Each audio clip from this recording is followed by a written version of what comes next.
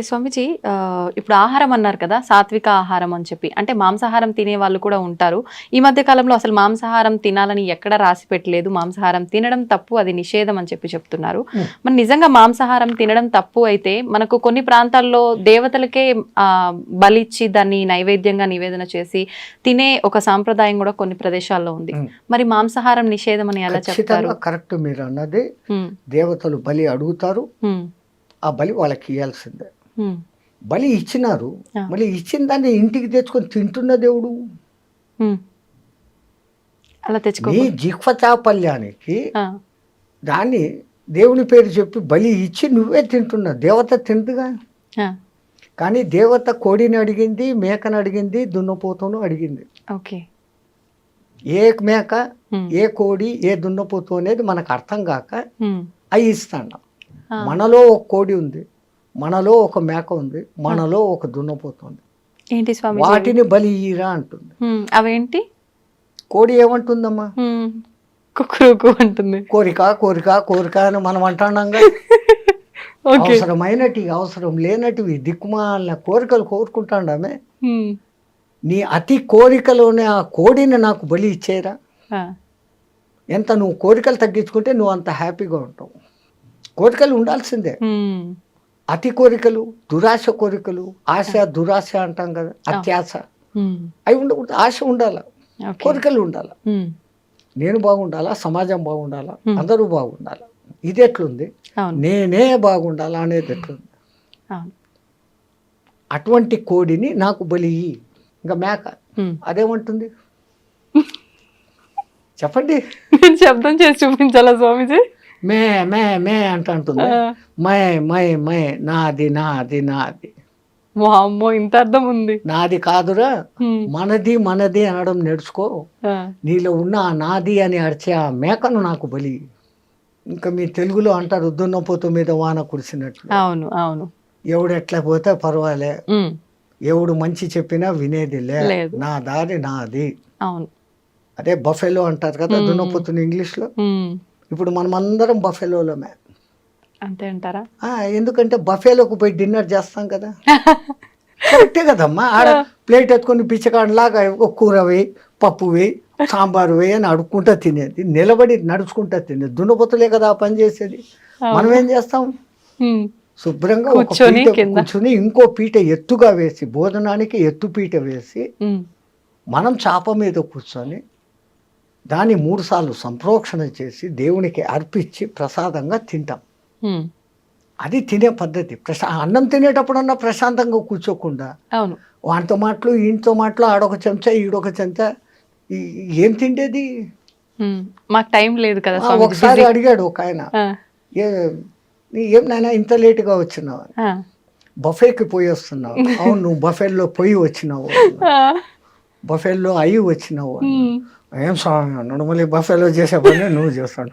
అది పోతా పోతా గడ్డి కనపడిందంటే తింటా పోతానే ఉంటావు. సో ఆ లక్షణాలు కావు. నీలో ఉన్న ఆ అలసత్వం, అవికారత్వము, అటువంటి దున్నపోతు నీలో ఉంది. నువ్వు దున్నపోతు కాదు, మనిషివి. నీలో ఉన్న ఆ దున్నపోతుని మాకు బలి దేవతలు కొడతారు. వాళ్ళు కోరుకున్న అసలు బలి అది. మనం జిహ్వ చాపల్యానికి నోరేయి మసాలా పక్కింట్లో ఎవడో వండాడు, మనం వండాలి. ఇంకా కొంతమంది వాడి కోడికూర తినాలని ఉంది, ఇంట్లో తినకూడదు అని అన్నారంటే వాడికి ఆ రోజు పూనకం వచ్చేస్తుంది. అమ్మోరు నన్ను అడిగారు 2 కోళ్ళు ఇయ్యి అని. ఇంకా సచ్చినట్లు అమ్మోరు అడిగారు, కోళ్ళు ఇస్తారు. ఇచ్చినాడంటే వీడి ఇంటికి తెచ్చుకొని దాన్ని జుట్టు పీకి, కోడి పీకి, అది సచ్చేటప్పుడు అది ఎంత బాధపడుతూ వస్తుందో ఆ బాధే మనకి ఇప్పుడు శాపాల. ఈ దిక్కుమన్న కొత్త కొత్త రోగాలు, ఈ ప్రకంపనాలు, ఈ ప్రకృతి ప్రకోపాలు వచ్చేదానికి కారణం ఆ జంతు ఘోష. మరి ఇప్పుడు సాత్విక ఆహారం అంటే మొక్కలకు కూడా ప్రాణం ఉంటుంది కదా గురూజీ, అది కట్ చేసిన తర్వాత దాన్ని కూడా చంపినట్టు అవదా? మేక కాలు ఇంచేసి కోసుకొని తిన్నాం, మేకకు మళ్ళీ కాలు వస్తుందా? రాదు. మీరు చెట్టు నరికేయండి, చిగురు వస్తుంది మళ్ళీ. దేవుడు మనకి ఇచ్చాడు ఇది. ఇప్పుడు మాంసాహారం తినే జంతువులను మనం ఏం పేరు పెట్టి పిలుస్తాం? క్రూర జంతువులు అంటున్నాం. కూరలు ఉన్నాయి దానికి, దాని పేగుల డిస్టెన్స్ తక్కువ, అది ఒకసారి తిన్నాక 4-5 రోజుల వరకు దానికి అరగదు. ఆ, బాగా తిని నిద్రపోతున్న సింహం దగ్గరికి మీరు పోయినా అది మళ్ళీ మన మీద పంజా విసరదు. మ్మ్హ్మ్. అది ఫుల్లీ సాటిస్ఫైడ్. ఆ, దానికి ఆ తిండి దేవుడు ఇచ్చాడు. ఓకే. దాన్ని క్రూర జంతువు అని పిలుస్తుండవు. మ్మ్. మరి నువ్వు తింటున్నప్పుడు నువ్వు ఎవడివి? మ్మ్. నువ్వు క్రూరుడివే. అవును. రెండవది, మాంసాహారం వండేటప్పుడు దాంట్లో దిక్కుమాలిన మసాలాలన్నీ వేస్తారు ఆ కంపు రాకుండా. మ్మ్. మ్మ్. ఈ మసాలాలు మనలో తమో గుణాన్ని రజో గుణాన్ని పెంచుతాయి. ఆహా. బాగా కారం తినండి, మ్మ్. కంట్లో నీళ్ళు వచ్చేంత కారం తినండి. ఎవడో ఒకడు ఒక మాట అనగానే హై నన్ను అంటావా అంటారు, వెంటనే వస్తుంది కోపం. వస్తుంది. అవును. ఈ కోప ప్రకోపాన్ని కామ ప్రకోపాన్ని పెంచేది కారణం మ్మ్. మనం తింటున్న ఆహారం. ఆహారం. తో మనకు దేవుడు ఈ కాయగూరలు పండ్లు ఎన్ని ఇచ్చాడు. మ్మ్. మీరు అన్నట్లు నిజంగా దాంట్లో కూడా ప్రాణం ఉంది, కానీ దాంట్లో మళ్ళీ చిగురించే శక్తి ఉంది. మ్మ్. మ్మ్. దీంట్లో అట్లా లేదు. అది ఒకసారి చచ్చిపోయింది, ఇంకా మళ్ళీ అది బతకదు అది. అవును. అయితే ఇప్పుడు మనం తీసుకునే ఆహార ప్రభావం వల్లే మనకు వచ్చే ఈ ఆరోగ్యానికి సంబంధించిన ఇబ్బందులు అనుకున్నాం కదా స్వామీజీ. మరి ఇప్పుడు చాలా వరకు మనం చేసుకున్న కర్మలను బట్టే మనకు ప్రతిదీ వస్తుంది అంటాం కదా. అంటే కొంతమంది ఎటువంటి ఆహారం తీసుకున్నా కూడా మంచిగా ఉన్న వాళ్ళు ఉంటారు. అన్ని రకాలుగా మంచి పూర్తి హెల్తీ ఫుడ్ తీసుకున్న వాళ్ళు కూడా అనేక రకాల ఇబ్బందులకు గురవుతుంటారు. అది వాళ్ళ కర్మలను బట్టి ఉంటుంది. ఓకే. గత జన్మ కర్మానుసారం వాళ్ళకి ఏం జరగాలనో అవి జరుగుతూ ఉంటాయి. ఓకే. అయితే స్వామీజీ ఇప్పుడు ఈ రోజు పేపర్లో మీరు చూసి ఉంటారు, యాంటీబయాటిక్స్ ఎక్కువగా ఇస్తున్నారు జంతువులకు, అవి త్వరగా గ్రో కావాలని, అవును అవును ఎక్కువ బరువు తూగాలని.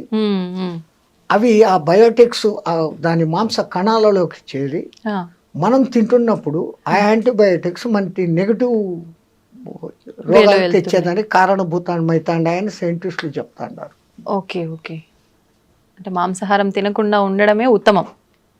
సరే, ఒక్కటి మీకు మాంసాహారం ఇష్టమే, ఆ జంతువులు తిన్నట్లే మేక పులి తిన్నట్లే, మేకను పులి తిన్నట్లే పచ్చి తినండి ఒకసారి.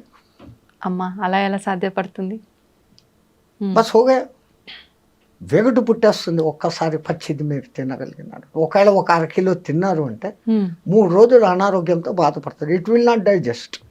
దాన్ని చండాలంగా ఉడకబెట్టి దాంట్లో ఏందేందో మసాలాలు వేసి మిగిలితే మళ్ళీ ఫ్రిడ్జ్లో పెట్టి 2వ దినం వేడి చేసి ఇట్లాంటి ఫుడ్లన్నీ తినడం మూలంగానే మన మెటబాలిజం,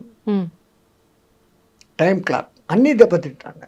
కొన్ని ప్రాంతాల్లో పచ్చి మాంసం తినే మానవులు కూడా ఉన్నట్టుగా మనం చూస్తుంటాం. వాళ్ళు హ్యాబిచ్యువేటెడ్, వాళ్ళకు తరతరాలుగా వాళ్ళ జీన్స్ అది ఉంది. ఓకే.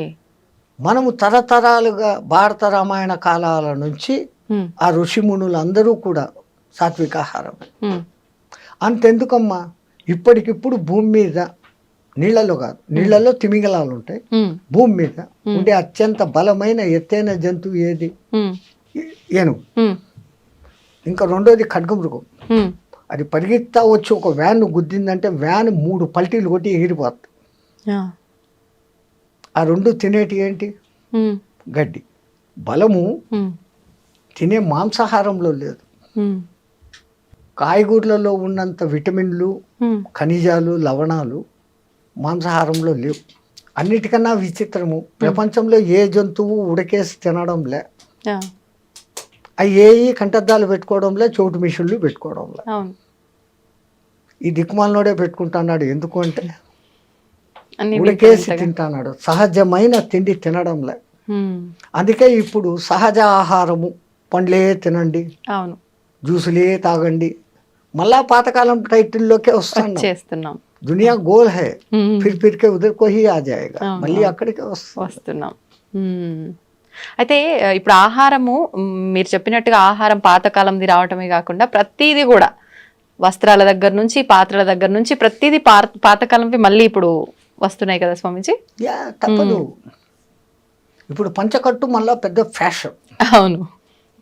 ఎవడో సినిమాలో హీరో కట్టుకున్నా అంటే ఇంక అందరూ అయితే అంతే. ఈ గొర్రెదాటుడు వ్యవహారం వదిలిపెట్టి ఇంకోతో కంపారిజన్ వదిలిపెట్టాలి. ఫస్ట్ నేనుగా ఉంటాను, నా వరకు నేను ఉంటాను, నేను బాగుంటే లోకము బాగుంటుంది. ఆ ఫీలింగ్తో ఉండగలగాలి. రెండవది న్యాచురల్గా ఏది వస్తుందో దాన్ని యాక్సెప్ట్ చేసుకోవాలి. పరమాత్ముడు ఒరే జాగ్రత్త పడు అని ముందు కొంచెం సైట్ తగ్గిస్తాడు. వెంటనే కంటద్దాల షాపు పోతాం, కళ్ళు పెట్టుకుంటాం. పండ్లు ఊడగొడతాడు, పండ్ల డాక్టర్ దగ్గర పోతాం, కొత్త పండ్లు కట్టుకుంటాం. వినకుండా చేస్తాడు, చెవిటి మిషన్లు పెట్టుకుంటాం. అన్నిటికన్నా ముందు ఆయన ఇచ్చే లెటరు తెల్ల జుట్టు, వెంటనే డై కొట్టుకుంటాం. అక్కడనే డై మొదలైంది మన డై.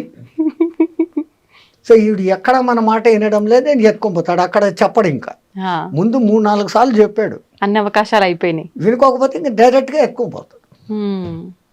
సో ప్రకృతిలో లోబడి నువ్వు జీవించినప్పుడు ఆ ప్రకృతి నిన్ను కాపాడుతుంది. ధర్మో రక్షితి రక్షిత. మనం ప్రకృతికి విరుద్ధంగా పోతున్నాం, చెట్లు కొట్టేస్తున్నాం, అడవులను నరికేస్తున్నాం. అడవుల్లోని జీవాలు ఊరి మీద పడతాయి. ఓ పులి ఊరి మీద పడింది. అది ఎందుకు పడింది? అది ఉన్న ప్రదేశాన్ని నువ్వు కట్టేసి ఇల్లు కట్టుకున్నావు. అది ఎక్కడికి పోవాలి? దానికి స్థలం లేకుండా చేస్తాడు. దాని మానాన దాన్ని వదిలిపెట్టి నువ్వు అడవిలో కాకుండా నీకు ఉన్న కొద్ది స్థలంలో నువ్వు కట్టుకుంటే లే, ఒక్కడు ఉండేదానికి 6 బెడ్రూమ్లు ఇల్లు కట్టుకుంటాడు. అవసరమా? మరి ఇవన్నీ ప్రకృతికి విరుద్ధంగా జరుగుతున్నప్పుడు భగవంతుడు అంటే ఆపే ప్రయత్నం చేయాలి కదా. ఒక్కొక్కసారి ఆ భూకంపము అనేది భూమాత క్షమయా ధరిత్రి భరిస్తుంది భరిస్తుంది భరిస్తుంది. అమ్మ కూడా అమ్మ అమ్మ అని 10 సార్లు పీకుతాడు, ఒకసారి పీకుతుంది కదా. అవును, తల్లి అయినా కానీ దండిస్తుంది. అట్లాగనే ఆ భూమాత భరించి భరించి భరించి ఇది ఈ జీవహింస, ఈ తవ్వకాలు, ఈ దమనకాండ అంతా చూసి చూసి చూసి ఏ రోజో ఒకరోజు కొంచెం అట్ట కదిలిద్దిస్తాడు. 2 సెకండ్లు కదిలితే చాలు, అంతా అతలాకుతలం. జై శ్రీరామ్ హో జాతా. ఈ మధ్య కాలంలో ఇలాంటివి భూకంపాలు, జలప్రలయాలు చాలా వరకు వచ్చిన సందర్భాలు ఉన్నాయి కదా స్వామీజీ. అంటే ఇవన్నీ పాపాలు ఎక్కువైపోవడం వల్లే అని అనుకోవచ్చా? ఇప్పుడు ఇంతకుముందు ఇంత వాహనాలు లేవు. అవును, వాతావరణం కాలుష్యమైంది. అవును, ఓజోన్ పొర దెబ్బతినేంత లెవెల్కు పోయింది. కార్బన్ డైఆక్సైడ్, కార్బన్ మోనాక్సైడ్, ఈ 2 పెరిగిపోయినాయి. అవును, పోనీ వాటిని గ్రహించుకొని ఆక్సిజన్ ఇచ్చే చెట్లను ఏం చేస్తున్నారు? నరికేస్తున్నారు. ఏమైపోతుంది మళ్ళీ?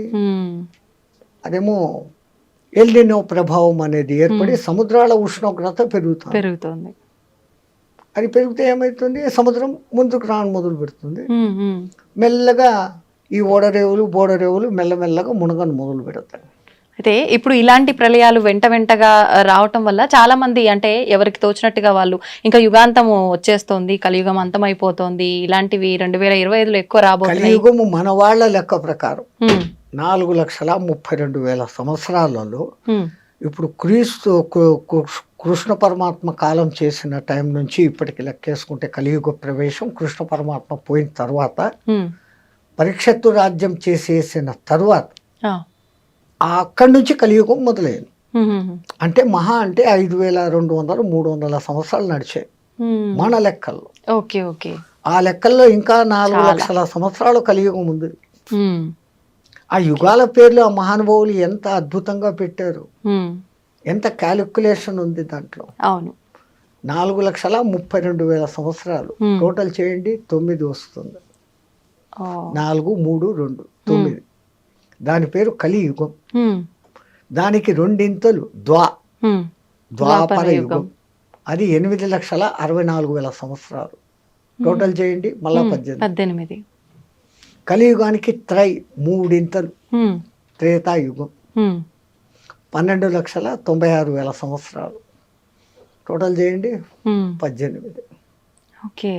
కలియుగానికి చాతుర్ 4 ఇంతలు కృతయుగం, 17,28,000 సంవత్సరాలు టోటల్ చేయండి, మళ్ళా 9. ఓకే.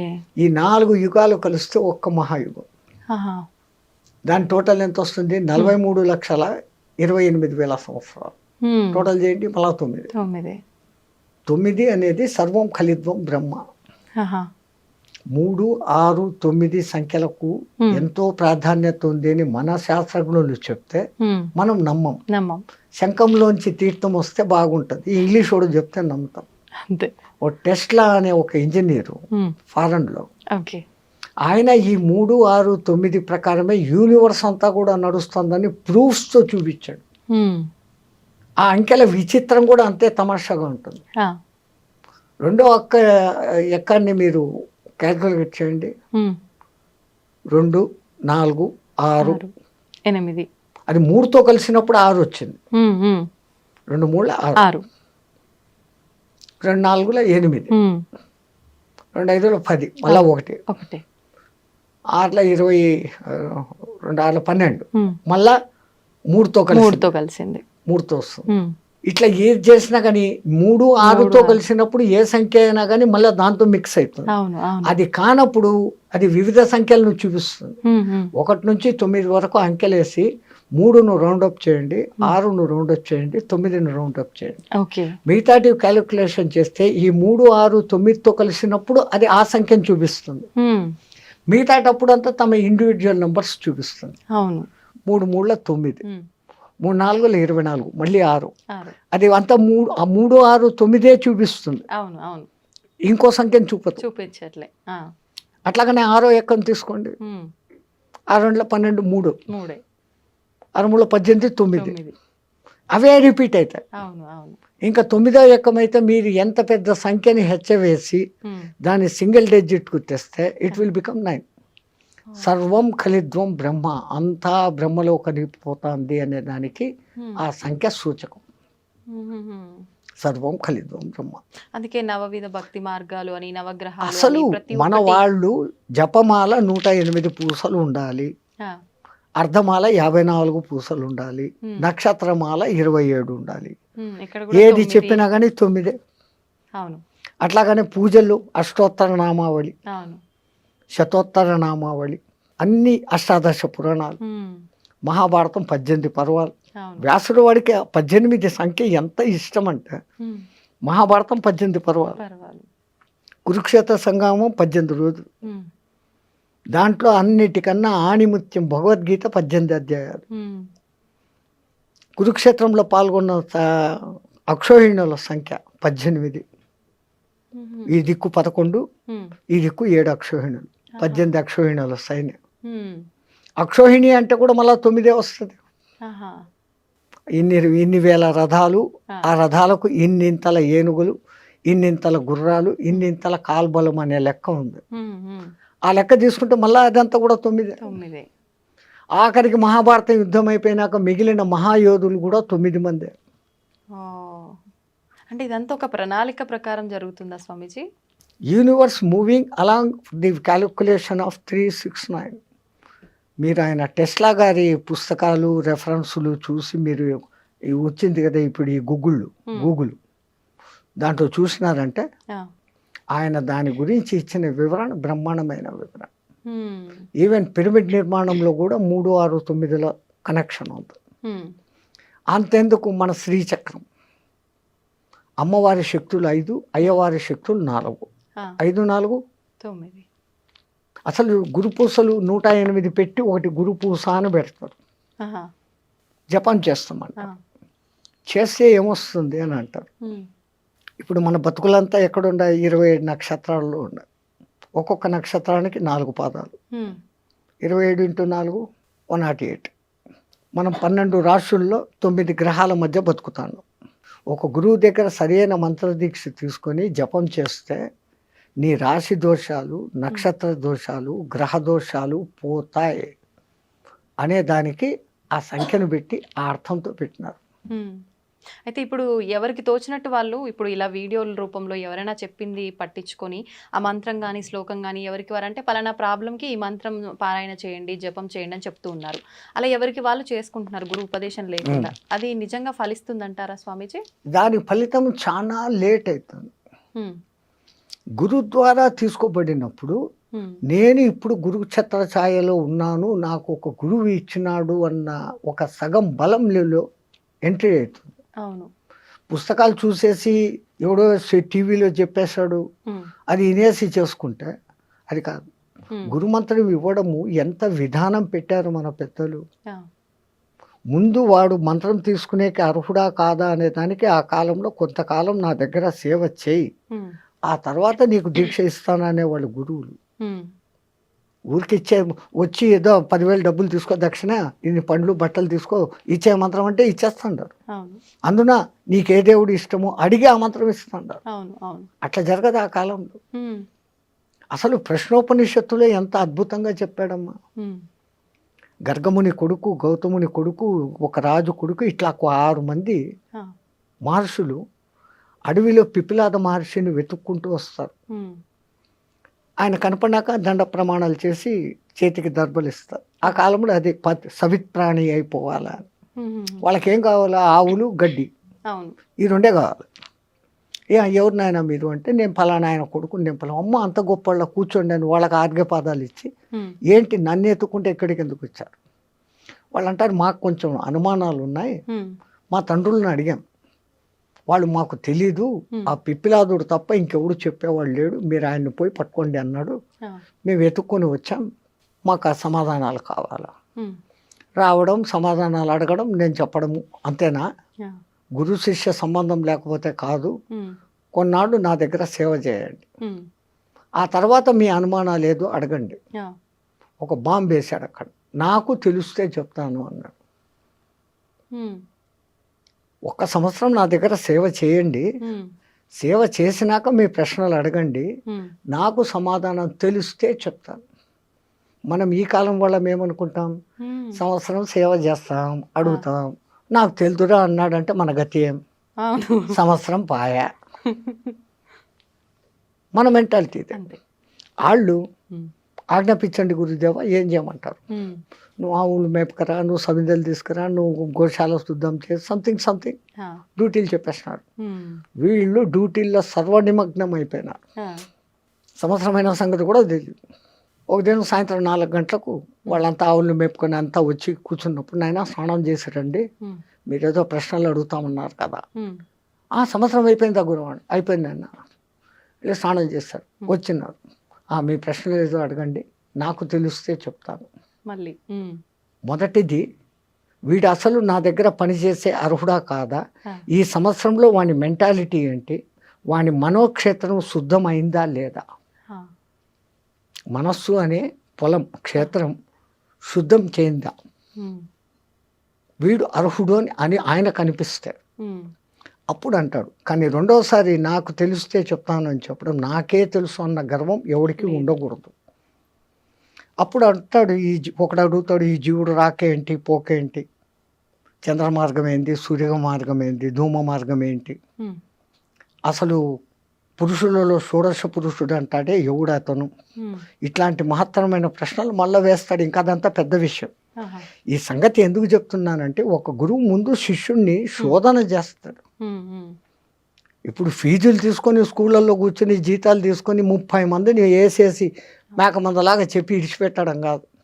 అప్పుడు ప్రతి ఒక్కడు వింటున్నాడా లేదా, వానికి అర్థమైందా లేదా, వాడు ఏ స్థాయిలో ఉన్నాడో వానికి ఆ స్థాయిలో నేర్పించు, తనంత వాడిని తనకన్నా మించిన వాడిని చేసేవాళ్ళు ఆ కాలంలో గురువులు. ఇంకా వాడు మంత్రదీక్షకు అర్హుడు అనుకున్నప్పుడు ఏకాంతానికి తీసుకుని వెళ్ళి ఒక బట్ట వాని చెవు మీద వేసి, ఆ చెవులో గురుమంత్రం 3 సార్లు మీ చేత చెప్పిస్తాడు. ఎందుకంటే అక్షర దోషం లేకుండా పలుకుతున్నాడా, లేకుంటే ఏదైనా అక్షర దోషంతో పలుకుతున్నాడా. అక్షర దోషం ఉంటే ఏమవుతుంది స్వామిజీ? ఏమన్నా దోషమా మళ్ళీ? అది చాలా దోషం. మరి ఇప్పుడు మాలాంటి వాళ్ళమంతా తెలిసి తెలియక ఎవరైనా మంత్రం చెప్పగానే మాకు ఎలా తోస్తే అలా చదివేస్తున్నాము. అది మన పూర్వీకులు చాలా జాగ్రత్త పరులమ్మా. రాబోయే కాలాలలో ఈ పుస్తకాలు ప్రింటింగు వస్తుంది, అవి చూసేసి ఎవడికి వాడు మంత్రాలు చదివేస్తాడు. ముద్రా రాక్షసం జరుగుగా కానీ ఒక శాపం పెట్టేస్తున్నారు, ప్రింటింగ్ మిస్టేక్. సో నువ్వు ఒకటి చదవాల్సింది ఇంకోటి చదువుతావు. నువ్వు 1000 సార్లు 1,00,000 సార్లు చదివినా అది నీకు సిద్ధించదు. ఒక్కొక్కసారి ఉల్టా కూడా చూపించేస్తుంది ప్రభావం. ఒక ఉదాహరణ, ఇంద్రుని సభలో త్వష్ట ప్రజాపతి కొడుకు ఒకడు ఉండేవాడు. వాడి పేరు త్రిశూరుడు. పేరుకు తగినట్లు వానికి 3 తలకాయలు. ఒక తలకాయతో వేదం చదివేవాడు, ఒక తలకాయతో సురా తాగేవాడు, అమృతం తాగేవాడు, రాక్షసుల సహవాసంతో ఒక తలకాయతో సారాయి తాగాడు. ఆ, ఇంద్రుడు ఎన్నోసార్లు నువ్వు త్వష్ట ప్రజాపతి కొడుకురా, ఇదేం దుర్మార్గం బుద్ధి, తాగకూడదు తాగకూడదు. ఉమ్, ఆడు ఇనుకోలే. ఇంద్రుడు 3 తలకాయలు నరికేశాడు. త్వష్ట ప్రజాపతి కోపం వచ్చింది. ఆయనకు ఉన్న శక్తి ఇంద్రుడిని చంపేంత శక్తి కాదు. ఇంద్రుడు అంటే మీకు ఈ సినిమాల్లో చూపించే ఇంద్రుడు కాదు. ఉమ్, ఎవడో తపస్సు చేసుకుంటా పాడు చేసేదానికి అవును. రంభ ఊరోసుని పంపాడు, ఆ, ఏమో చేశాడు అని మనకి ఈ కథలే తెలుసు. అవును. ఇంద్రుడు అంటే ఎటువంటి వాడు అంటే ఒకడు తపస్సు చేస్తుంటే ఉమ్, వాడిలో ఇంకా కామము క్రోధము ఉందా లేదా ఉమ్, అని టెస్టింగ్ చేస్తాడు. ఉమ్, ఉమ్, ఆ టెస్టింగ్లో వాడు ఓడిపోయినాడు అంటే వాడు పూజ అర్చన చేస్తున్న ఏ దేవునికైతే తపస్సు చేస్తున్నాడో వాడి దగ్గరికి పోయి ఉమ్. వాడిలో ఇంకా కామ క్రోధాలు పోలే, ఇప్పుడే వరం ఇయ్యద్దు, హీఈస్ నాట్ ఫిట్ అని చెప్పే డ్యూటీ ఆయనది. ఇప్పుడు మాలాంటి వాళ్ళ ప్రతి ఒక్కరు చేసే పూజల్లో కూడా ఇలానే జరుగుతుందంటారా? ఇంకా వినండి ఇది. ఆ, ఆ, ఆయన తనకున్న శక్తులన్నిటినీ ధారపోసి ఒక యజ్ఞం చేసి ఒక మహారాక్షసుడిని పుట్టించాడు, వృతాసురుడు అనేవాడిని. వృత్తాసురుడు. వృతాసురుడు. నీకు మంత్రం చెప్తా, దాన్ని 7 రోజులు నిత్యపారాయణ చేయి, ఉమ్, నీకు ఇంద్రుని చంపే శక్తి వస్తుంది అని. ఆ మంత్రం ఏందో చెప్పు అంటాడు. ఉమ్, ఇంద్రశత్రు వివత్వ స్వహ అంటాడు ఆయన. అర్థం ఏంటి? శత్రువు అయిన ఆ ఇంద్రుడు నా చేత చచ్చిపోగాక అని దాని అర్థం. ఆహా. కానీ ఆ రాక్షసుడు చదివేటప్పుడు ఇంద్రాశత్రు వివద్వ స్వహ అన్నాడు, దీర్ఘం తీశాడు అంతే. ఉమ్, ఇంద్రశత్రు వివద్వ స్వహ, ఇంద్రాశత్రు వివద్వ స్వహ. ఈ రెండో పదానికి అర్థం ఏమైంది? ఉమ్, ఇంద్రుని శత్రువు అయిన నేను నాశనమైపోదును కాక. అయ్యా. అట్లాగానే వృతాసురుడు ఇంద్రుని చేతిలో చచ్చిపోయాడు. స్వామీజీ, ఇప్పుడు ఈ తరం వాళ్ళలో చాలా వరకు ఆధ్యాత్మిక భావన కానీ దైవ చింతన కానీ చాలా వరకు తగ్గుముఖం పడుతుందని చెప్పాలి. ఒకవేళ ఎవరైనా పూజలు చేసినా భక్తిని ప్రదర్శించినా కూడా అది ఒక ఆడంబరం లాగా మనం ఎంత స్తోమతగా చేశాము అనే దానిపైన శ్రద్ధ ఉంటుంది తప్ప ఎంత భక్తితో చేశాము అనే దానిపైన శ్రద్ధ ఉండట్లేదు. నిజంగా అసలు ఎలా ఉండాలి ఈ ఆధ్యాత్మిక భావన అనేది? ఈ తరం వాళ్ళు ఆధ్యాత్మిక భావనలోకి మార్గంలోకి రావాలంటే మన నిత్యం చేసే విధి విధానాలన్నీ ఏ రకంగా ఉంటే బాగుంటుంది? ఈ మైకులు, ఈ కరెంటు లేనప్పుడు ఉన్న భక్తి వేరే, ఈ మైకులు వచ్చినాక వేరే. మైకులు వచ్చిన కొత్తలో కూడా గణపతి నవరాత్రులు 9 రోజులు ఆ గణపతి పాటలు తప్ప రెండోది ఉండేది కాదు. అవును. ఇప్పుడు దిక్కుమాలిన ఇంగ్లీష్ పాటలు, సినిమా పాటలు అన్నీ పెట్టి పారేస్తున్నాం. జాగరణం అని చేసే శివరాత్రి, జన్మకో శివరాత్రి అని చెప్పే శివరాత్రి, ఆ రాత్రి అంతా సినిమాలు చూస్తూ గడుపుతా ఉన్నారు. అవును. పెద్దవాళ్ళు పెట్టిన ఇంటెన్షన్ వేరే. జన్మకో శివరాత్రి అని ఎందుకన్నారు? ఈ శివరాత్రి అయిన మరుసదినమే నువ్వు ఉంటావో లేదో గ్యారంటీ లేదు, మళ్ళా ఇంకో శివరాత్రి చూస్తామనే దానికి ఛాన్స్ లేదు. అందుకని ప్రతి శివరాత్రిని ఈ జన్మకో శివరాత్రి అన్నట్లు చేసుకో. ఉదయం నుంచి ఆహారం తినకుండా ఉండి రాత్రంతా దైవనామ స్మరణతో గడుపుతూ మేలుకొని మరుసదినం 12 గంటలకు ఉద్వాసన. అట్లాగనే మన వాళ్ళు ఏకాదశి ఉపవాసాలు పెట్టించారు. అది వాళ్ళు ఎంత దూరపు ఆలోచన అంటే సంపూర్ణమైన సైన్స్ ఉంది. ఇప్పుడు ఒక జపాన్ శాస్త్రవేత్త 36 అవర్స్ ఫాస్టింగ్ అనే ఒక విధానాన్ని కనిపెట్టి నోబెల్ ప్రైజ్ తెచ్చుకున్నాడు. ఏకాదశి ఉపవాసం అదే కదా, ద్వాదశి ఉద్వాసన అంటాం. ఏమైతుంది? 36 అవర్స్ అంతే. 36 అవర్స్ మీరు ఎప్పుడైతే ఫాస్టింగ్లో ఉంటారో మీ మెటబాలిజం తనను తాను రెక్టిఫై చేసుకుంటూ మీలో రెసిస్టెన్స్ కెపాసిటీని పెంచే గుణాలు దానికి వచ్చేస్తాయి ఆటోమేటిక్గా. ఓకే. ఈ విషయం మన వాళ్ళు కనిపెట్టే పండుగలకు నువ్వు మధ్య మధ్యలో ఈ ఉపవాసాలు ఉండు అన్నారు. ఇంకో అర్థం కూడా ఉంది. ఆవాసం అంటే వాని పక్కనే కూర్చోవడం అనే అర్థాన్ని తీసుకొని వీళ్ళు టిఫిన్లు కాఫీలు అన్నీ లాగిచ్చేస్తూ దీనికి ఎప్పటికీ రెస్ట్ ఇవ్వకుండా పోతే వీడి శరీరం తొందరగా శిథిలమవుతారు. అంత దూరదృష్టితో మన వాళ్ళు అసలు పండుగలు అని పెట్టడంలోనే ఎంత అర్థము. మీ తెలుగు మాటలు మహా గొప్పవి తల్లి. పండుగ చేసుకో, నిన్ను నువ్వు పండుగ చేసుకో. చెట్టులో ముందు మొగ్గ తొడుగుతుంది, మొగ్గ ఉండొచ్చు, రాలిపోవచ్చు. మొగ్గ పువ్వు కాదు, పువ్వులోనే రాలిపోవచ్చు. పువ్వు పిందెగా మారుతుంది, పిందెగా రాలిపోవచ్చు. కరెక్ట్. కాయ అవుతుంది, కాయ రాలిపోవచ్చు. పండుగ అయ్యేదానికి ఎంత శ్రమ ఉందో నీ జీవితాన్ని నువ్వు పండుగ మార్చుకో. ఆ అర్థంతో పెద్దవాళ్ళు పండుగ అని పెట్టారు.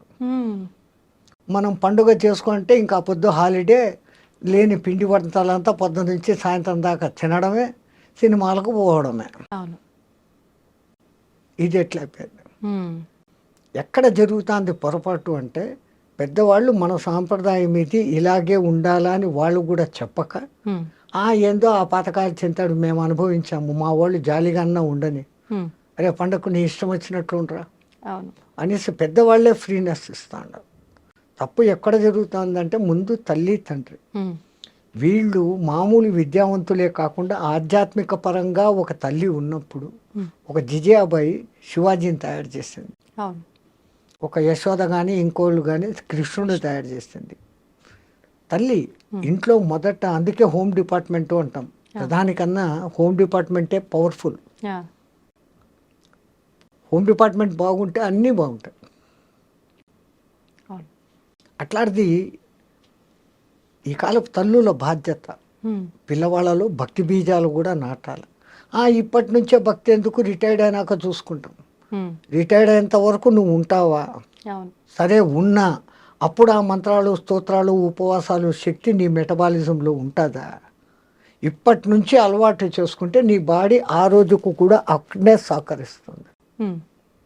అందుకే విద్యాభ్యాసం చేసేవాడికి మన వాళ్ళు 4 వ్యవస్థలు పెట్టారు. బ్రహ్మచర్యం, విద్యాభ్యాస కాలం అంతా కూడా మంచి విద్య నేర్చుకో, ఆ తర్వాత గృహస్థాశ్రమంలోకి ప్రవేశించు, ఆ తర్వాత కొడుకులో పెండిళ్ళు అయిపోయినాక భార్యను అనుమతి తీసుకొని నువ్వు వస్తావా ఉంటావా, అక్కడ మన ఇద్దరం స్నేహితులు అన్నట్లు వానప్రస్థం. ఆ చిట్ట చివరిది సన్యాసం, సర్వసంగ పరిత్యాగం. అంత 4 వ్యవస్థలు మనోళ్ళు పెట్టారు. ఈ భక్తి తగ్గిపోవడానికి కారణము మనమే. చెప్పిన శాస్త్రం ప్రకారం చేసి తీరాలా అని ఒక గట్టిగా చెప్పేవాడు లేకపోయి, do as you like, do as you like అనే వ్యవహారానికి దిగబడి కాంప్రమైజేషన్లోకి రాబట్టి ఇట్లా జరుగుతుంది. గణపతిని, మట్టి గణపతినే తయారు చేయాలి. అది మళ్ళీ నిమజ్జనం చేస్తే నీలో నుంచి వచ్చింది తేరా తుజుకో అర్పణ అన్న భావన. అట్లానే శివార్చనలు చేస్తే బంకమన్నుతో నది పక్కనే శివార్చన లింగం చేసి నీళ్లు పోస్తూ ఉంటే అది మళ్ళీ కరిగిపోయి మళ్ళీ నదిలో కలిసిపోతుంది. నీది నీకే అర్పణం అన్న భావన. ఇంతింత అర్థాలతో మన వాళ్ళు పెట్టినారు. ఇప్పుడు యాక్రిలిక్ లింగాలన్నీ సెటప్ చేసి దానికి లింగాభిషేకాలు, పూజలు, దీపారాధన. ఆ బర్త్డే పొద్దు 50 బర్త్డే అంటే 50 దీపాలు వెలిగించి 50ని ఊది పారేసి కేక్ కట్ చేసుకొని తింటాడు. మనది దీపాలు ఆర్పే సంస్కృతి కాదు, దీపాలు ముట్టించే సంస్కృతి. పూర్వీకులు ఏం చేసేవాళ్ళు, ఒకవేళ రాజవంశాల్లో వాళ్ళు వీళ్ళు బర్త్డేలు చేసుకోవాలంటే వాడు ఎన్నో బర్త్డే అయితే అన్ని గుళ్ళల్లో అన్ని దీపాలు వెలిగించి రావాలి. దీపం జ్యోతి పరబ్రహ్మ, దివ్యన సాధ్యతే సర్వస్వం, దీపం సర్వతమోవహ అని దానికి చెప్తూ ఆ దీపం వెలిగించాలి.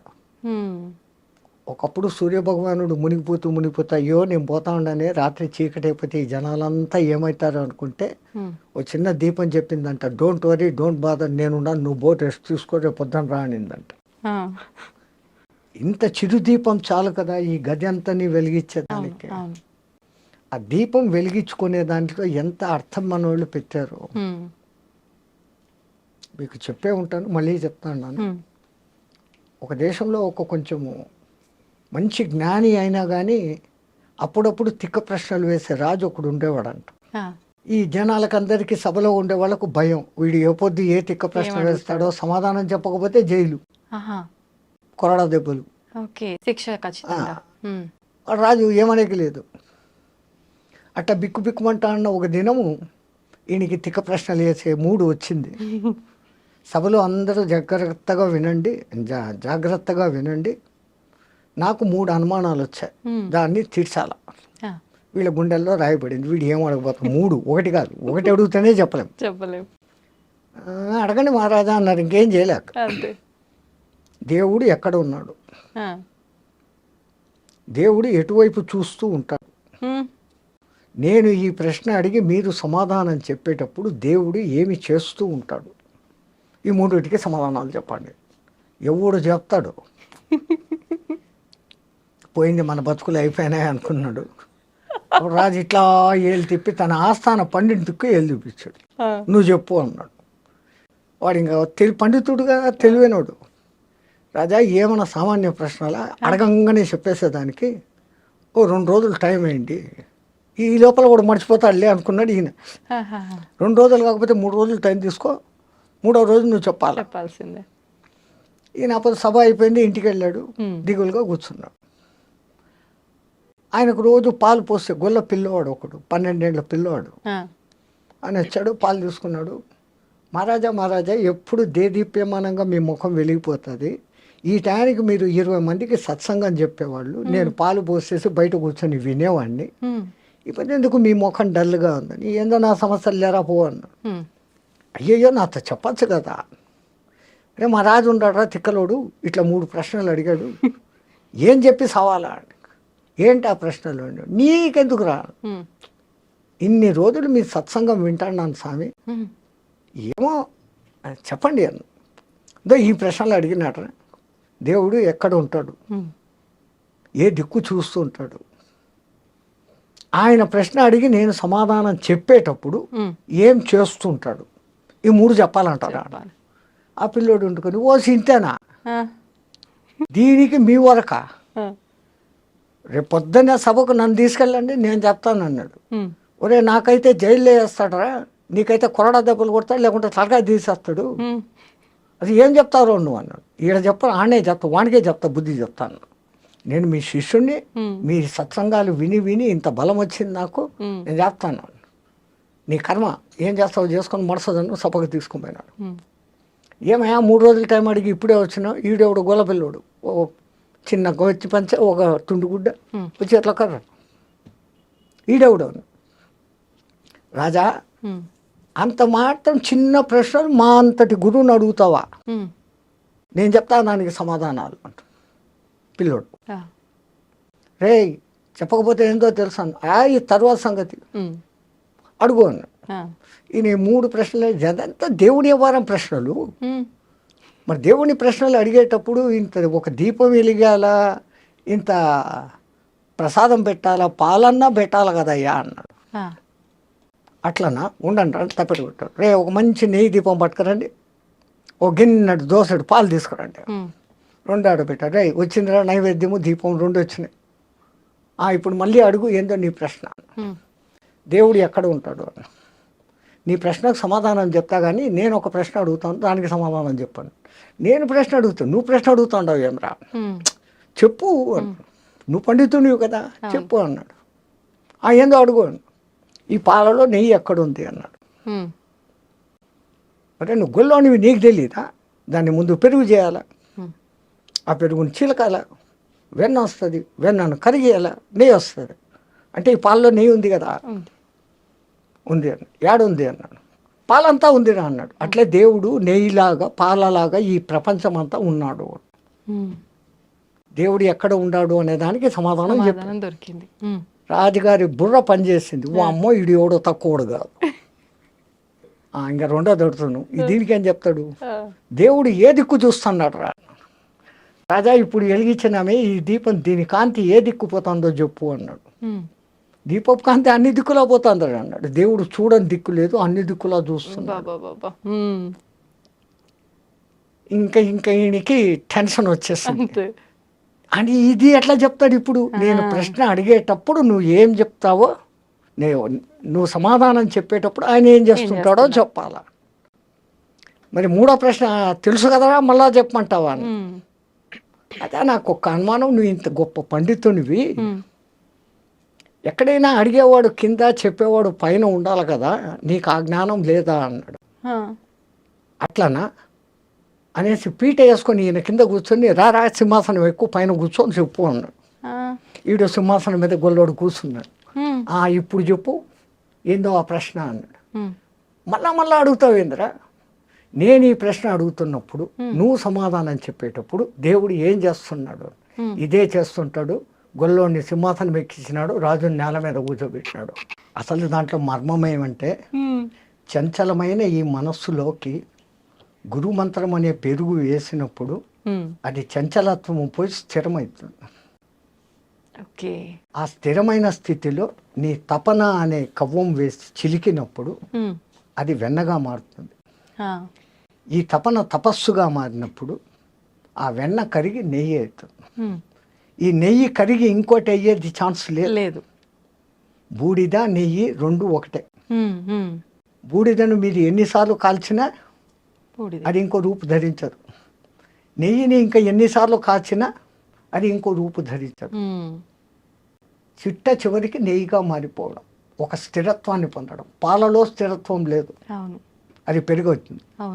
పెరుగు పెరుగులో నుంచి వెన్న వస్తుంది. వెన్న కరిగి నెయ్యి అయినాక ఇంకేమీ లేదు. అది దాని అర్థం. అట్లాగానే దీపం ఏ దిక్కు చూస్తుంది అన్నాను. అసలు ముందు దీపం ఏంటి? చంచలమైన మనస్సుని స్థిరంగా పెట్టి దాంట్లో భక్తి అనే నూనె పోసి గురువు ఇచ్చిన మంత్రం అనే ఒత్తి వేసి నువ్వు తప్పించినప్పుడు ఆరణిలో మంటలాగా పుట్టి ఆ జ్యోతి వెలుగుతుంది. అది మనలో పుట్టే జ్ఞానజ్యోతి. అందుకని మన పూర్వీకులు నీలో జ్ఞానజ్యోతి వెలగాలంటే ముందు భక్తి ఉండాలి. ఆ భక్తిని ఈ విధంగా నవవిధ భక్తులు ఉన్నాయి, ఇదేనైనా స్వీకరించు. ఈ నవవిధాలు కాకుంటే ఇంకా ఫైనల్ భక్తి ఇంకోటి ఉంది, వైరభక్తి. అంటే శత్రుత్వపు భక్తి. భగవంతుడి పైన కోపంతో వచ్చేదా స్వామీజీ? శత్రుత్వం.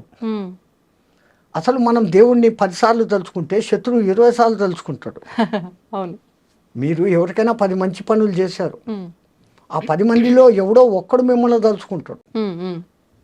అదే మీ మీద కోపం ఉండేవాడు మీ ఎదురు కనపడినప్పుడు అంతా లేదు, మీ ఫ్రెండ్ ఎవడైనా కనపడితే కూడా వాడు అట్ట చేశాడు, వాడిని పోతున్నాడు రోడ్డు మీద, వాడు అట్ట చేశాడు, వాడి పేరు 100 సార్లు చదువుతాడు. హిరణ్యకశిపుడు అంతే. ఎక్కడున్నాడ్రా హరి, ఎక్కడున్నాడ్రా హరి, ఈ ప్రహ్లాదుడు చెప్పిన దానికన్నా 100 సార్లు ఎక్కువ వాడు చెప్పాడు. వాడికి మోక్షం వచ్చింది. అనన్య భావంతో భగవత్ చింతనం, ప్రతిఫలాక్ష లేపకుండా దేవుని చింతనం అంతవరకే చేయాలి. కానీ లాభాల కోసము ఫలితాల కోసము మనం దేవుణ్ణి చింతన చేస్తాను. గుడికి పోయినా మనం చేసే పని ఇదే. భక్తిభావం జనాల్లో ఉండాలా అని గుడి అనే వ్యవస్థ, గుడి కాదు దాని పేరు ఆలయం, అందులో లయం అన్న పేరు పెట్టారు. ఆలయం.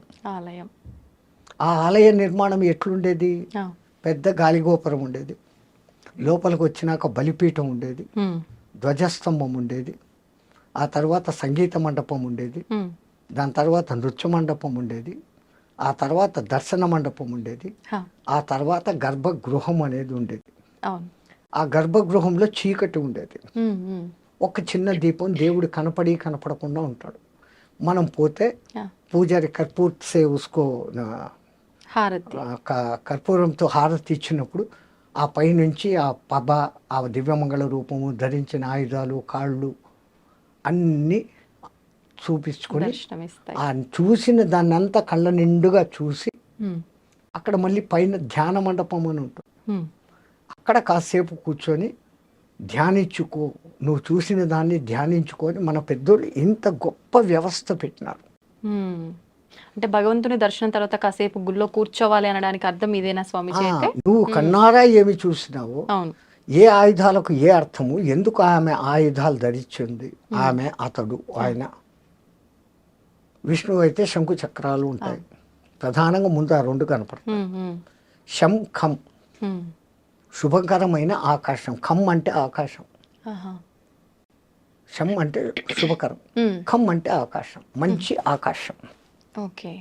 ఆ భావనతో నీకు చూసినప్పుడు ఆ దేవుని యొక్క సుదర్శనం, మంచి దర్శనం అవుతుంది. సుదర్శనం చక్రం కాదు, సుదర్శనం. అందుకే గజేంద్ర మోక్షంలో కలడు వాడు కలడు లేడు అని ముందు మొత్తుకొని ఆ తర్వాత ప్రాణములు ఠావులు తప్పే నువ్వును తప్ప ఇహపరంబులను ఎరంగని కావవే వరద అని అడిగినప్పుడు ఆ కరి మొద ఆలకించి ముందు ఆయన పంపింది ఏంది? సుదర్శనం. దానికి ముందు వీనికి దుష్ట దర్శనం. నేను ఆ భార్యలు చూస్తుండారు, నేను రాజును, డామ్ డూమ్ అని ఎగిరినాడు. సుదర్శనమైనప్పుడు అవును. జరిగింది. దాని పేరు సుదర్శనం. ఉమ్, అట్లాంటి భావనతో నువ్వు చూసి ఆ భావనలన్నీ అనుకొని అక్కడ కూర్చోరాలి. ఇంత గొప్ప వ్యవస్థ పెట్టారు. అవును. మనమంతా ఆలయాలకు పోతుండం. ఉమ్, అన్నిటికన్నా మన పెద్దోళ్ళు చెప్పింది ఆలయం బయటనే చెప్పులు వదిలిపో. అవును. ఆ చెప్పులు వదలడంలో వాళ్ళ అర్థం ఏంటి? ఉమ్, ఆ చెప్పులను వదిలేసినట్లు నేను కలెక్టరు, నేను ఆడ, నేను మగ, నేను బ్రాహ్మణ్, నేను క్షత్రియ, నేను వైశ్య, ఉమ్, ఇవన్నీ ఏది కాదురా. ఆ, నేను జీవాత్మ, నువ్వు పరమాత్మ, నీలో లయం అయ్యేదానికి, ఉమ్, నాలో ఉన్న దుర్గుణాలను బలి ఇచ్చేదానికి, నాలో ఉన్న సద్గుణాలను ధ్వజస్తంభంలాగా నిలిపేదానికి ఉమ్, ఇక్కడికి వచ్చాను అన్న భావనతో నువ్వు పోవాలా అని మన పెద్దోళ్ళు చెప్పులు బయట వదలమన్నా. ఓకే. ఇన్ని అర్థాలతో పెడితే ఉమ్, మనం ఏం చేస్తున్నాం? చెప్పులేమో బయట వదులుతున్నాం. చెప్పారు కదా అవును. పెద్దోళ్ళు, చెప్పులు బయట వదులు. అవును. చెప్పులు వదిలిపెట్టి గర్భగుడిలోకి పోయి దర్శనం చేసుకొని ధ్యానం చేసేదానికి 1 నిమిషం అటు కూర్చొని లేచి ఉమ్, మళ్ళీ బయటకు వస్తాం. అవును. ఇంత చేసే ఈ టైంలో మనకు తెలియకుండానే ఒక కొత్త మంత్రం జపిస్తాం. అది ఎవడూ చెప్పడు. ఆ మంత్రం మనకే వచ్చేస్తుంది. ఏంటి స్వామిజీ? బయట వదిలిన చెప్పులు ఉంటాయో పోయి ఉంటాయో. కొత్త చెప్పులు మొన్ననే కొనుక్కున్నా. అదే కదా ఈ తిప్పలే. అవును. మళ్ళా వాడు అక్కడ ₹2 అడుగుతాడే అని ఆడిచ్చాం. అవును. ఎన్నో గుర్తుగా బండ కింద చెట్టు కింద దాపెడతాం. ఆ దిక్మాలను ₹2 వానికి కూడా ఇచ్చేది బుద్ధిలే. అవును. ఇంత ఈ బుద్ధులు పెట్టుకుని వాడి దగ్గరికి పోయి మళ్ళీ ఆడ వాడిని రికమెండేషన్లు అడగడాలు. ఆ, మా మొగుడికి ప్రమోషన్ 3 ర్యాంకుల ప్రమోషన్ వస్తే 3 టెంకాయలు కొడతా. ఉమ్, కొంపదీసి 2 ర్యాంకులు వచ్చినాయి అనుకో, 2 టెంకాయలు. 1 ర్యాంకు వచ్చింది అనుకో, 1 టెంకాయ. ర్యాంకు రాలేదు అనుకో, అసలు టెంకాయ కొట్టాం. ఈ డిమాండ్ చేయడం అనేది కరెక్టే అంటారా స్వామీజీ? ఉమ్, మనమంతా ఒక ₹10 టెంకాయ కొట్టేసి 50 లక్షలు మారుతి కారు ఇంటి దగ్గర ఉండాలని కోరుకునే రకాలు. అవును. వానికి ఎప్పుడు ఇవ్వాలా, ఎక్కడ ఇవ్వాలా, ఎంత ఇవ్వాలా, ఎప్పుడు ఇవ్వాలా, నీ కర్మను బట్టి ఏది ఎప్పుడు రావాలా ఖచ్చితంగా తెలుసు. ఉమ్, వాడు ఇచ్చేది ఇస్తాడు. అడిగితే దొరికేది ఇంతేనమ్మా, అడగకుంటే ఇంత దొరుకుతుంది. ఓకే. ఎవరో ఒక గురువు గారు ఉమ్, ఒక ఊరికి వెళ్తూ పర్సు పోగొట్టేసుకున్నారు. ఆ, ఈ ఊర్లో ఎవరిని అడగాల? ఉమ్, ఆయన గొప్ప గురువు, పేరు ప్రతిష్టలు ఉన్నాయి, మానం ఉంది, అభిమానం ఉంది. ఉమ్, ఎవడైనా నా ఒక్క శిష్యుడు కనపడితే ఉమ్, వాడిని అడగవచ్చు, అర్హుడు కదా అనుకొని చూస్తా పోతున్నాడు. ఉమ్, ఆయనకు దూరంలో నిజంగానే ఆయన శిష్యుడు ఒకడు కనపడ్డాడు. ఉమ్, అయ్యో మా గురువుగారు వస్తాడారు, ఆయనకి ఏదైనా దక్షిణ ఇస్తే బాగుంటుంది అని ఆయన దగ్గర ఉన్న పెద్ద నోట్ల కట్టలో నుంచి 10 ₹100 తీసి పక్కన పెట్టి పై జోబులో పెట్టుకున్నాడు రెడీగా. ఆహా, ఆయన ఎదురు వస్తున్నాడు, ఈయన వస్తున్నాడు. గురుగారు నమస్కారం. నాయన చిరంజీవ, అరే నాయన ఒక చిన్న సమస్య వచ్చిందిరా, ఉమ్, నేను పక్క ఊరికి పోతే మా ఊరు ₹100 టికెట్కు డబ్బులు కావాలరా. ఉమ్, వీడు అడిగినాడు కాబట్టి ఆ, వాడు 1000 ఇవ్వదలుచుకున్నాడు. ఉమ్, ఆ 1000లో నుంచి 100 తీసి ఇస్తాడు. అరే, ఉమ్, వీడు అడగకున్నానంటే అవి ఇచ్చేవాడు. భగవాన్ కా భీ వహీ హోతా హై, దేవునికి కూడా అదే ఉంటుంది. కానీ పెద్దలు ఒక సామెత చెప్తారు కదా స్వామీజీ, అడగంది అమ్మాయిన అన్నం పెట్టదు కదా అది మరి అమ్మే అని. కాదు. ఉమ్, ఆకలిరిగి టయానికి అన్నం పెట్టేది నిజమైన అమ్మ. ఏ అమ్మైనా కానీ అంతే. పిల్లోడు ఆడుకుంటుంటాడు, వాడు తినే టైం అయిందని చెప్పి రా రా అని లాక్కొని వచ్చి కుక్కేస్తుంది. ఉమ్, అది తల్లి ప్రేమ, అన్కండిషనల్ లవ్. ఉమ్, ఉమ్, ప్రపంచంలో అన్ని లవ్వులు బుటకం, అన్నిటి వెనకాల స్వార్థం ఉంది. ఉమ్, తల్లి ప్రేమ ఒక్క దాంట్లోనే నిస్వార్థత ఉంది. అవును. పెంపుడు జంతువుల ప్రేమలో కూడా నిస్వార్థత ఉంది. ఉమ్, అవి చూపించేంత అఫెక్షన్ మన సొంత బిడ్డలు చూపరు. అవును. ఒక కుక్కను మీరు పెంచుతారు, 4 రోజులు ఊరు వదిలిపెట్టిపోయి రండి, ఉమ్, ఎట్లా మిందపడి చుట్టూ తిరిగి ఎంత అది అవును. ప్రేమ చూపిస్తుందో. నిజం స్వామీజీ. మన పిల్లలు ఏం చేస్తారు? ఏం తెచ్చినావు నాన్న? బొమ్మలు తెచ్చినావా, చాక్లెట్లు తెచ్చినావా, బిస్కెట్లు తెచ్చినావు, బట్టలు తెచ్చినావా? Um, exchange, love exchange, money. Um, but unconditional. వాడు కొడుకు మంచోడా చెడ్డోడా, డబ్బులు ఇచ్చాడా ఇయ్యలేదా, ఉమ్, తల్లి ఆకలి చూస్తుంది. ఉమ్, వాడు ఏ సమయంలో 10 మంది కొడుకులు ఎవడు ఏ కూర రుచిగా తింటాడు, అవును. ఏది ఎక్కువ తింటాడు, ఏ తక్కువ తింటాడు, ఎవడికి ఏ టైంలో పెట్టాలా, ఉమ్, ఉమ్, అన్నీ ఆ మహాతల్లి భరించి చూసుకొని చేస్తాను. ఉమ్, ఈ ప్రపంచంలో ఇంకా ఉంది అంటే ఒక్కటే ఒకటి, తల్లి ప్రేమ, అన్కండిషనల్ లవ్. అందుకే మన పూర్వీకులు మాతృ దేవో భవ అని మొదలుపెట్టినారు. అవును. ఆ తల్లి 9 మాసాలు మూసి కంటది, ఆ తర్వాత తన రక్తాన్ని పాలుగా పాసి వానికి వేస్తుంది, వాని మలమూత్రాలు అసహించుకోకుండా ఎత్తుతుంది, వాడిని బాగా జోలలో వేసి నిద్ర పుచ్చి అప్పుడే తింటామని కూర్చొని మొదటి ముద్ద నోట్లో పెట్టుకోగానే ఈ పులియారుగాడు అమ్మ ప్రేమ అన్నం చూస్తుందా బిడ్డను చూస్తుందా అని వాడిని గిచ్చుతాడంట భగవంతుడు. పులియారు మా అంటే గణపతి. వాడు కొయ్య అనగానే ఈమె చేయి వదిలేసి కడుక్కొని లేసిపోతే పరిగెత్తే, వాడు అప్పుడే గలీజ్ చేసి ఉంటాడు, తీసి కడిగి శుద్ధం చేసి మళ్ళీ వచ్చి కూర్చొని అప్పుడు తింటున్నాడు. వాడు అనను మొదలు పెట్టంగానే అమ్మ అను, మా అమ్మ అను మొదట అక్షరాలు నేర్పే మొదటి గురువు తల్లి. వాడికి అన్నీ కొంచెం తెలిసి వచ్చి నాకుదో ఈడు మీ నాయన అని చూపిస్తే వాడు నాయన. తల్లి ఎవరిని చూపిస్తే వాడు నాయన, ఇంకోటి కాదు. అట్లాగని వీడి మేమామ లోకంలో బంధుత్వాలు పరిచయం చేసి ఆ లౌకిక విద్య గురువు దగ్గరికి అప్పగిస్తుంది. వాడి అదృష్టం బాగుంటే ఆధ్యాత్మ గురువు తగులితే వాడు పైకి వస్తాడు. మళ్ళీ ఈ తల్లి పెంపకంలో ఎక్కడ లోపం జరిగినా వాడు ఆధ్యాత్మికంలోకి పోలేడు. వాడిని ఆ వయసులో నుంచే ఆధ్యాత్మికం బోధించేది తల్లి, వానికి ఆ టైంలో నుంచే భక్తి బోధించేది తల్లి. లీలావతి కడుపులో వాడు ప్రహ్లాదుడు ఉన్నప్పుడు నారదుడు పక్కకు తీసుకెళ్ళి ఆ భక్తి కథలన్నీ వినిపిస్తే ఆడు విన్నాడు, అంత భక్తుడైనాడు. కడుపులో ఉండడానికి వినిపిస్తే వస్తుందా అని ఎగతాళి చేసిన వాళ్ళు ఇప్పుడు బిడ్డలు మ్యూజిక్ వింటున్నారు, దానికి ఆనందిస్తున్నారా అని ఎక్స్పెరిమెంట్లు చేసి కనిపెట్టినారు. వేద పఠనం వినిపించి తెరత పుట్టిన బిడ్డకు, నానాకు ఇంగ్లీష్ రికార్డులు పెట్టి డ్యాన్సులు పెట్టిన బిడ్డకు, ఆ తర్వాత ఎదుగుదలలో వచ్చిన మార్పులు 18-20 ఏండ్ల శోధన, 70 మందిని ఈ బ్యాచ్ 70 మందిని ఆ బ్యాచ్ను పెట్టి వాళ్ళ ప్రవర్తన వీళ్ళ ప్రవర్తన, అందరికీ ఒకే రకమైన ఆహారం ఒకే రకమైన బెడ్ ఇచ్చినప్పటికీ ఈ సుమధుర సంగీతాలు వేద పఠనాలు శబ్దాలు విన్న వాళ్ళ ప్రవర్తనల్లో మార్పు, సాత్వికత, వాళ్ళలో ఉన్న క్రూయాలిటీ లెక్క తేలింది. సో మొట్టమొదట మన తల్లులు మారాలి. మై సన్ ఈ studying in English medium, he doesn't know Telugu అనే దిక్కుమాలిన లోకానికి వచ్చాం. ఆ ఇంగ్లీష్ ఏం చెప్తుంది? ఏ ఫార్ యాపిల్ తిండి తిను, బి ఫార్ బ్యాటు కొట్టుకో తలకాయ బోలు కొట్టుకో ఆడుకో, తర్వాత పిల్లులు కుక్కలు, C for cat, D for dog, E for elephant మదము, ఎఫ్ ఫార్ ఫాక్స్ చెడ్డబుద్ధుడు. ఇయా మరి మీ తెలుగు భాషలో ఏం నేర్పిస్తారు? అమ్మ. వాడు అప్పుడప్పుడే స్కూల్కి పోయేవాడు అమ్మ నుంచి దూరంగా, అమ్మ పేరు వినగానే వాడి మనసు ఎంత ఆనందిస్తుంది. ఆ తర్వాత ఆవు, ఈ ఇల్లు,